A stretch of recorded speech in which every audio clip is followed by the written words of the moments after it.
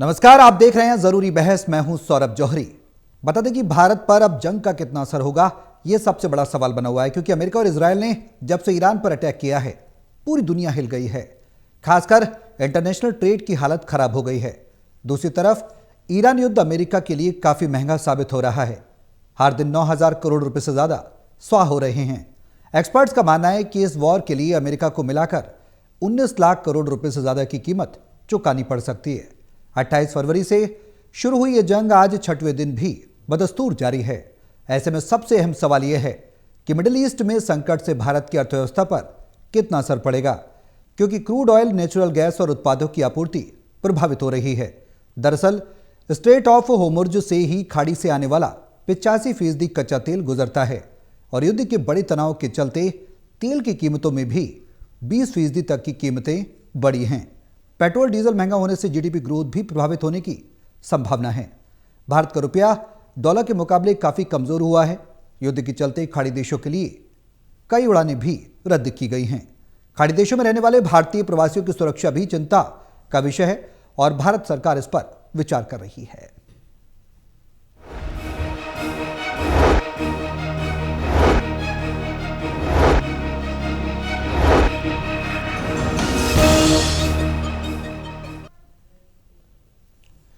अब सवाल यह है कि एक तरफ भारत अमेरिका इजरायल के साथ अच्छे संबंध, रक्षा संबंध बनाए रखना चाहता है, तो वहीं दूसरी तरफ ईरान के साथ ऊर्जा सहयोग को संतुलन बनाए रखने की भी भारत कोशिश कर रहा है।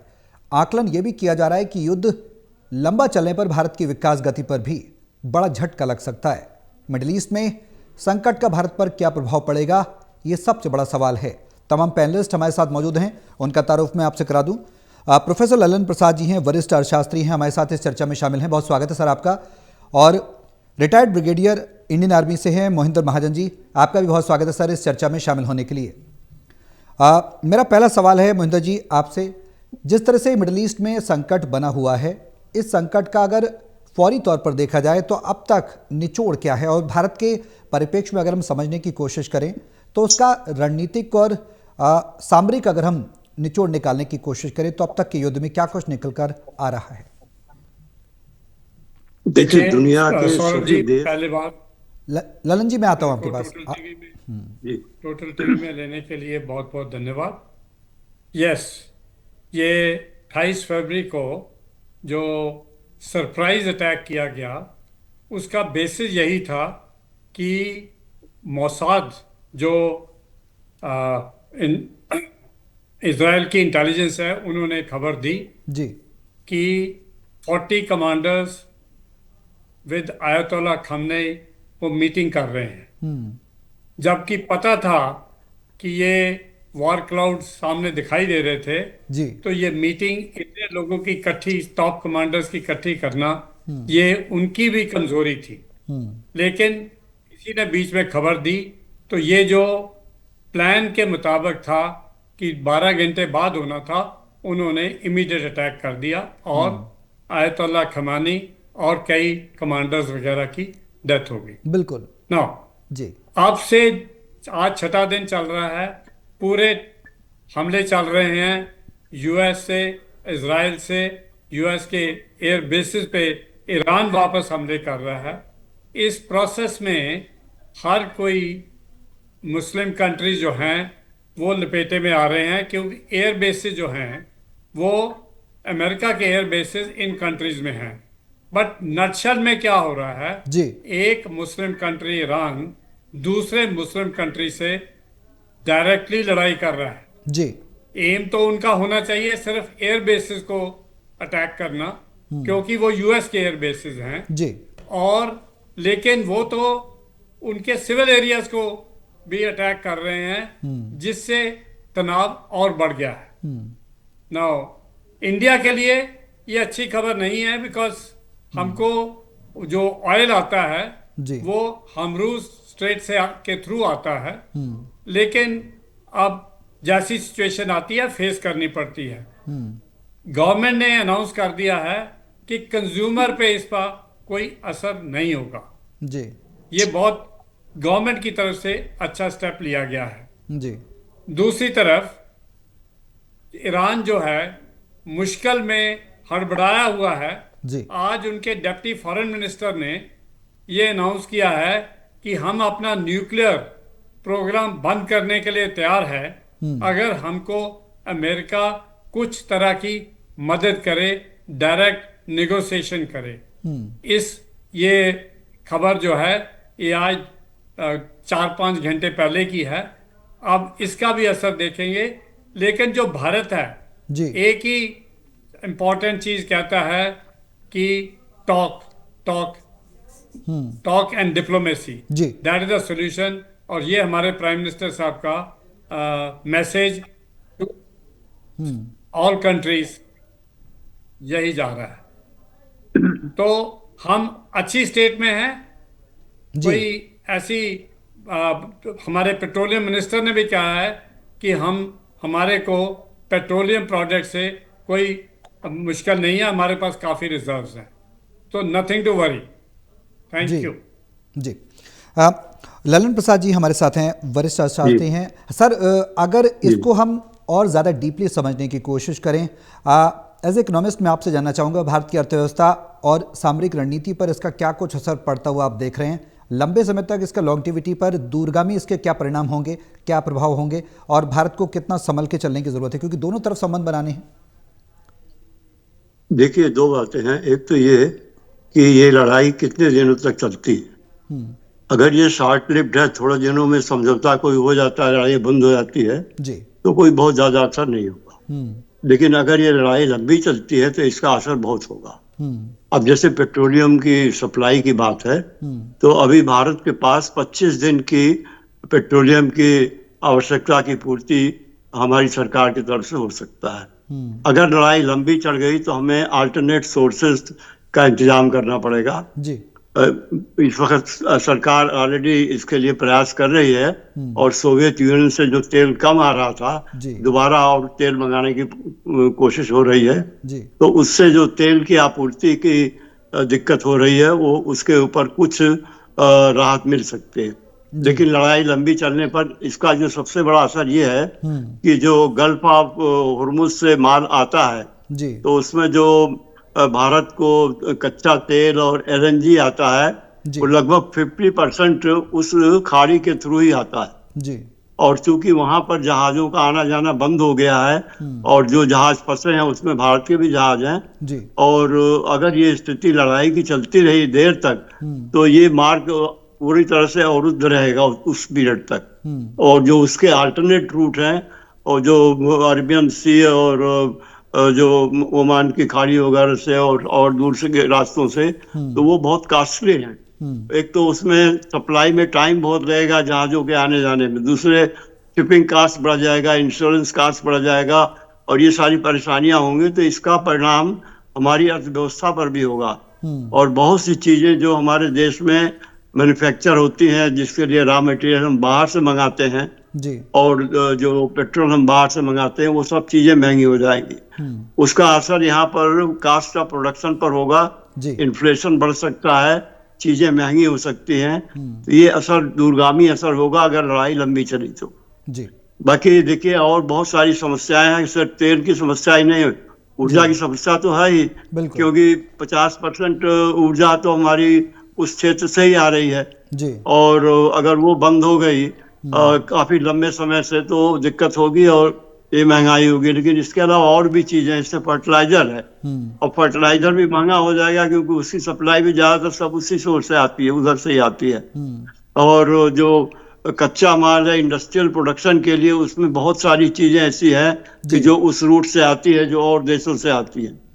तो जो माल हम आयात करते हैं अपनी इंडस्ट्री के लिए, जी वो महंगी हो जाएंगी, अपने एग्रीकल्चर के लिए वो महंगी हो जाएंगी। और फिर जो हम निर्यात करते हैं उसमें भी हमें परेशानी हो रही है। देखिए, हमारी करेंसी डाउन हो रही है, बिल्कुल डॉलर की कीमत सब जगह सारी दुनिया में बढ़ती जा रही है, और इंडियन करेंसी ही नहीं बल्कि दुनिया की सारी करेंसियां गिर रही हैं इस समय डॉलर के मुकाबले में। जी डॉलर की डिमांड सब जगह बढ़ गई है। बिल्कुल बिल्कुल अभी डॉलर की डिमांड बढ़ जाने से और इंडियन रुपये को धक्का जो लगा है, और रुपये की जो वैल्यू कम हुई है, उससे हमारा जो इम्पोर्ट है और महंगा हो जाएगा। बिल्कुल जो बाहर से हम माल खरीदेंगे उसके लिए हमें ज्यादा डॉलर पे करने पड़ेंगे, बिल्कुल। तो ये हमारी कास्ट ऑफ प्रोडक्शन को बढ़ा देगा। हम्म तो आप देखिए दोनों ओर से कास्ट ऑफ प्रोडक्शन बढ़ जाती है। हम्म एक तो जो माल हम आयात करते हैं उसके, क्योंकि जो माल आयात होगा और शिपिंग चार्जेस और इंश्योरेंस चार्जेस और जो खर्चे हैं कास्ट से वो सारे बढ़ जाएंगे। जी और निर्यात हम जो करते हैं वो हमारे लिए मुश्किल होगा, क्योंकि हमारी करेंसी डाउन जा रही है और हमें अधिक पेमेंट करना पड़ेगा। तो एक तरफ अधिक पेमेंट करेंगे और दूसरी तरफ से भी लॉस है। तो एक इन्फ्लेशनरी टेंडेंसी भी बढ़ सकती है, जो अभी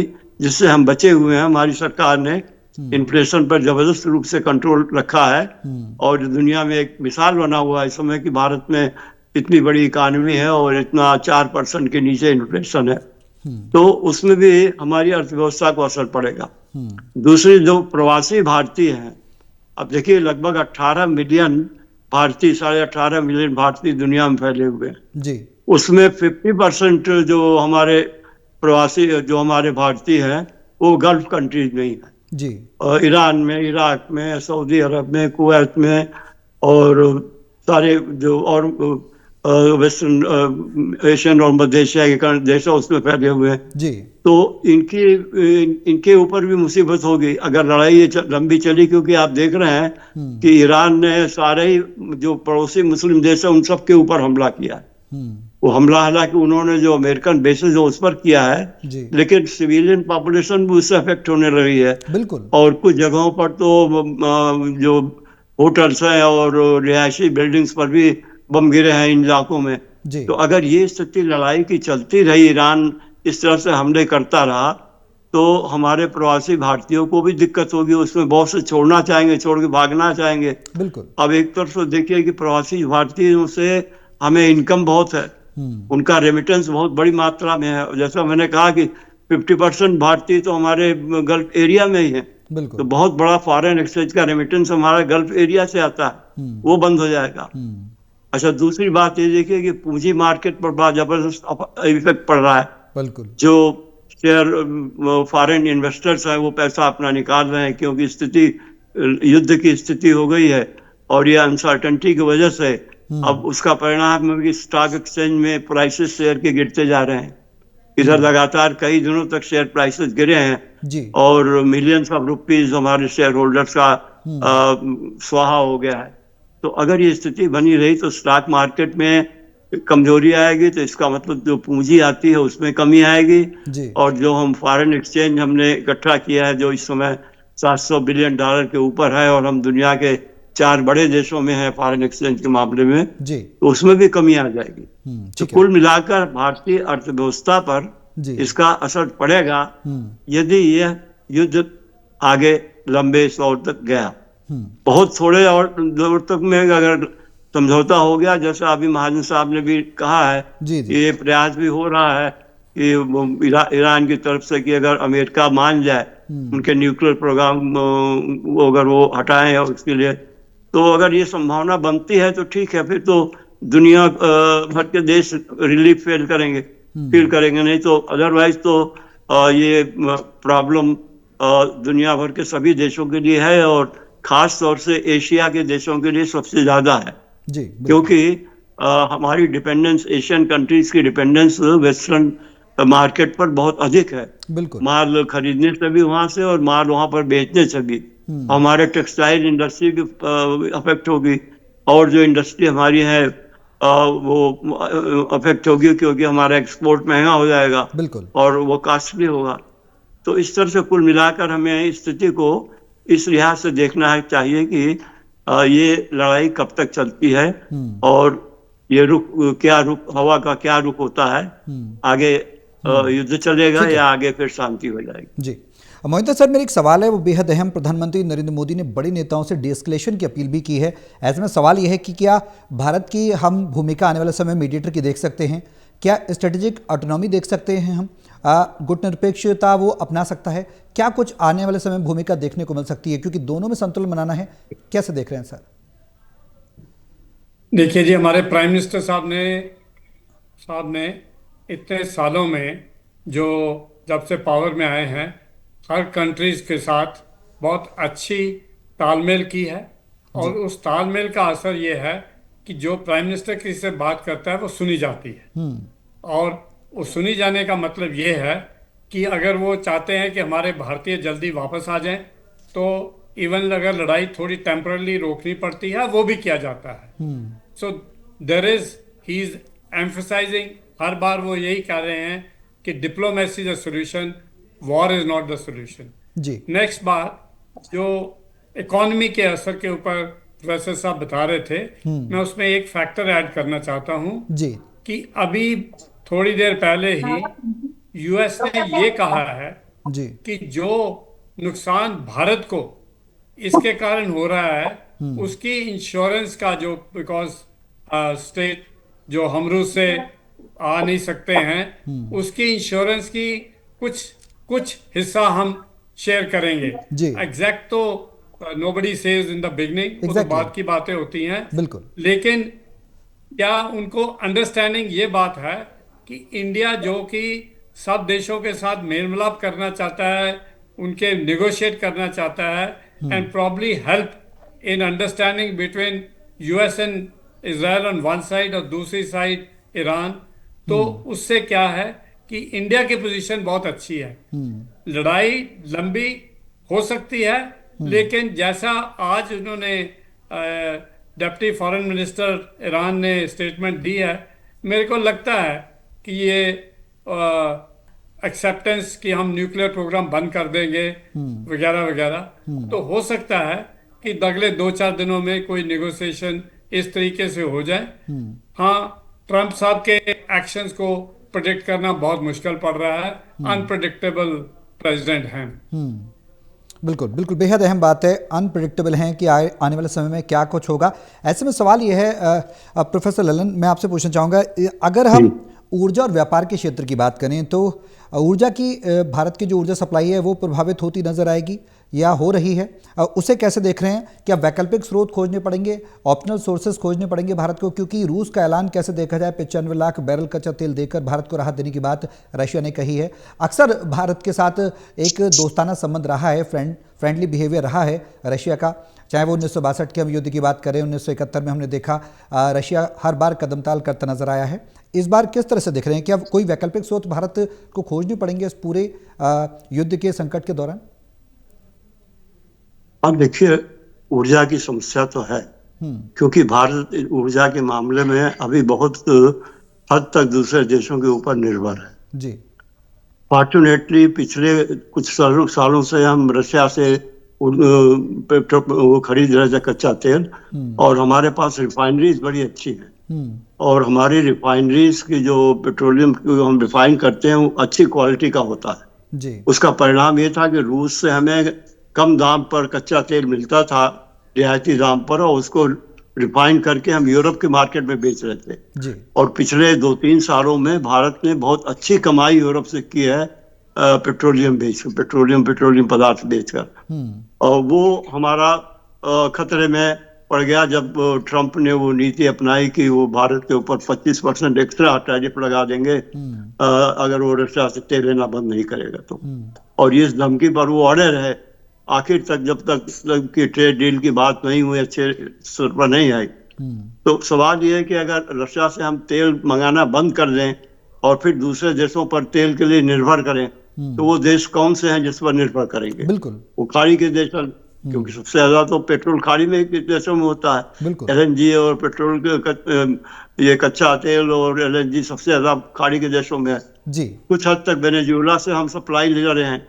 वेनेजुएला पर अमेरिका ने कब्जा तो कर लिया, लेकिन अमेरिकन कंपनी वेनेजुएला की जो कुएं के तेल है उनसे निकालना उन्होंने कहा कि हमारे लिए महंगा पड़ेगा, तो वो भाग गई पीछे, और भारत था उसने वो थाम लिया उस चीज को, और भारत वहां से पेट्रोल खरीद रहा है, लेकिन उससे भारत की आवश्यकता तो पूरी नहीं हो सकती। बिल्कुल। और बाकी देश भी और हैं जो उससे वेनेजुएला से तेल ले रहे हैं, बाकी ब्राजील और कुछ और कंट्रीज से भी हमारे यहाँ तेल आता है, लेकिन जो सबसे मेजर सप्लाई ऑयल का है वो तो या तो रशिया से या फिर गल्फ कंट्रीज से।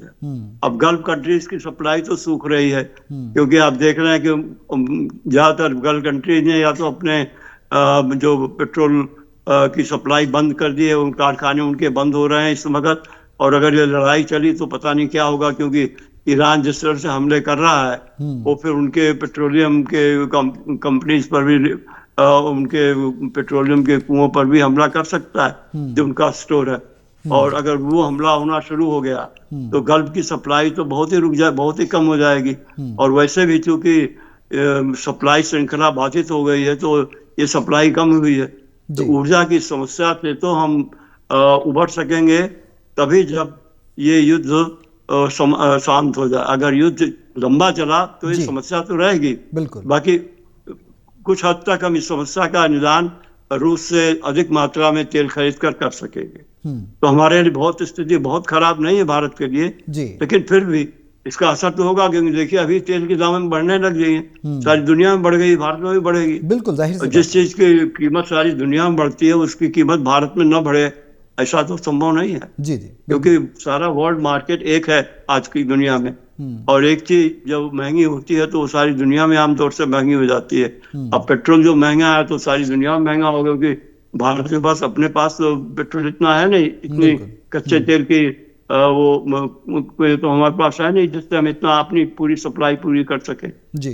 तो कुल मिलाकर ऊर्जा की ये समस्या हमारे लिए रहेगी, और ये युद्ध अगर समाप्त हो गया जल्दी तब तो कोई बात नहीं है, फिर तो चीजें नॉर्मल हो जाएंगी। और नहीं समाप्त हुआ तो हमें इससे जूझना पड़ेगा, हालांकि हमारे पास अल्टरनेटिव है जी। और अगर 100% नहीं तो 70-80% तक तो हम अपने आप को संभाल लेंगे। ठीक है मोहिंदर सर, मेरा लास्ट क्वेश्चन है आपसे सर, कंक्लूड करवाना चाहूँगा मैं आपसे। भारत की रणनीतिक तैयारी को अब तक कैसे देखते हैं? आने वाले समय में क्या वैश्विक शक्ति संतुलन को बदल सकता है ये युद्ध, और भारत की उसमें क्या कुछ भूमिका रह सकती है? भू राजनीतिक प्रभाव को भी अगर हम देखें तो वो क्या है सर? भारत जो है, हर देश भारत को सुनता है आजकल जी। ये बहुत इंपॉर्टेंट पॉइंट मैं बोल रहा हूँ। देखो यूएसए ने हमारा जो ईरान का नेवल शिप इंडिया आया हुआ था, हमारा गेस्ट था, एक्सरसाइज के लिए आया हुआ था जी, वापस जा रहा था और श्रीलंकन वाटर्स में था, तो उसके ऊपर यूएस के सबमरीन ने चोरी से अटैक कर दिया। बिल्कुल ठीक है। हाँ, ये बिल्कुल यूएस का गलत स्टेप है। बिल्कुल कि आप निहत्थे शिप को जो कि मोर फॉर डेमोन्स्ट्रेटिव पर्पसेस आया हो, ट्रेनिंग पर्पसेस आया हो, उसके पास वेपन्स नहीं है, उसके पास कुछ नहीं है, आप उनके ऊपर अटैक करते हो। लेकिन देखिए, चाहे यूएसए हो, बहुत पावरफुल नेशन है, उसके आप भी उनके जो ऑपोजिशन वाले हैं वो उनके पीछे पड़े हुए हैं कि आपने कैसे लड़ाई शुरू कर दी बिना कांग्रेस से पूरी अप्रूवल लिए हुए। बिल्कुल इसी तरह ठीक है इजराइल को भी नाउ स्टेज कम्स, आजकल वो पुराना जमाना गया, second world war, first world war, जो सालों बाद लड़ाइयाँ चलती रही थी। ये लड़ाई जो है मेरे मुताबिक, मेरी असेसमेंट ये है कि ज्यादा देर नहीं चलेगी। और जैसे आज मैं बता रहा था, डिप्टी फॉरेन मिनिस्टर ने ऑफर कर दिया है ईरान के कि हम न्यूक्लियर बंद कर देंगे, न्यूक्लियर प्रोग्राम बंद कर देंगे टोटली। तो दिस गिव्स एन इम्प्रेशन कि अगले, मैं assessment out of the way बोल रहा हूँ, अगले 4-5 दिन में कुछ ना कुछ होने वाला है, ठीक है, जिससे कि सिचुएशन इंप्रूव हो जाए। बिल्कुल। चलिए, बहुत शुक्रिया आप सभी का हमारे साथ चर्चा में शामिल होने के लिए। और बेहद अहम पहलू है कि भारत पर जंग का कितना असर पड़ेगा।